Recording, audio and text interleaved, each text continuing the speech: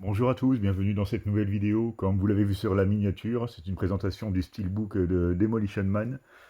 Mais avant tout, je vais vous présenter quelques achats que j'ai fait cette semaine. Donc, premier achat, c'est chez Nose, hein. J'ai acheté 3 DVD. Bon, vous les avez sans doute déjà tous vus, parce que pas mal de youtubeurs les ont déjà présentés. Donc, il s'agit d'I Still See You. Donc, c'est des films que je ne connais pas du tout, hein.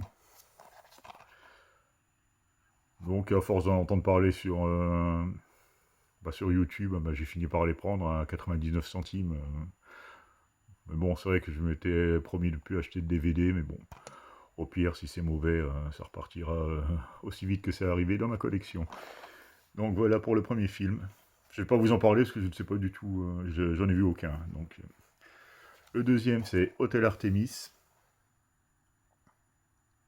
Un John Carpenter dans l'hôtel de John Wick, je sais pas ce que ça veut dire, mais bon, ils ont vite fait de vendre des films moyens. Même si apparemment là le casting est assez impressionnant, hein, je vous laisse regarder.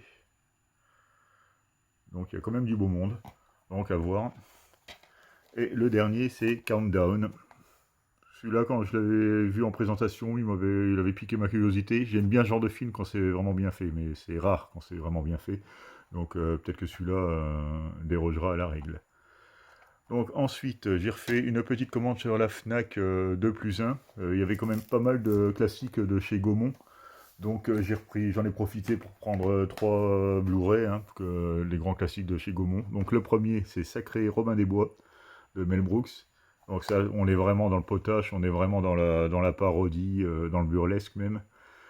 Donc j'en ai pas beaucoup, hein, des films de Mel Brooks, hein, donc j'ai pris celui-là, je vais voir ce que ça donne.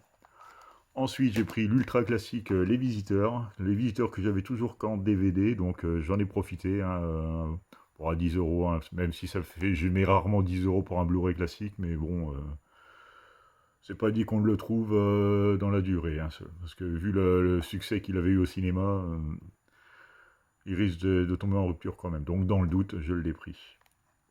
Et le dernier, c'était Le Dîner de con.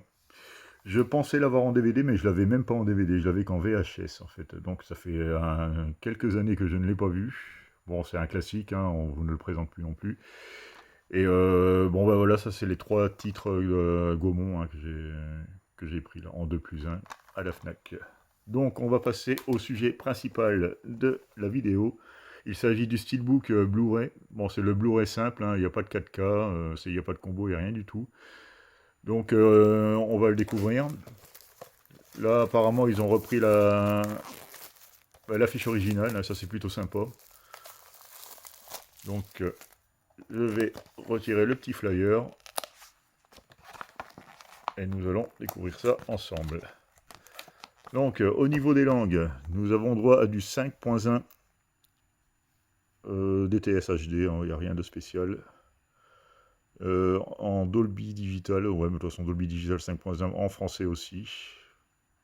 C'est du master audio pour l'anglais, bon, c'est toujours un peu supérieur pour l'anglais, mais bon, moi ça me convient. Au niveau des bonus, ben, il y a les commentaires du réalisateur, la bande annonce originale, puis bon, il n'y a pas grand chose.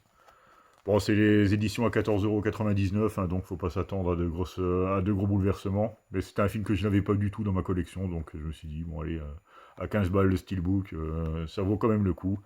Donc je me le suis pris. Je m'en souviens même plus du tout ce film. C'est Demolition Man. Bon, c'est du Sly, hein, tout le monde connaît, mais ça fait vraiment un bail que j'ai pas vu non plus.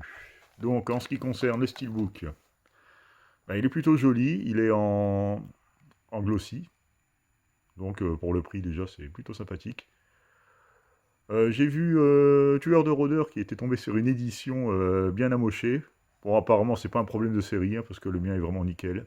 Et je l'ai eu à la Fnac aussi, hein, donc il a vraiment pas eu de chance sur ce coup-là. Donc à l'arrière, bah, rien de bien spécial, on retrouve le pavé typique de chez Warner. À l'intérieur, c'est très sobre, hein, juste un fond bleu.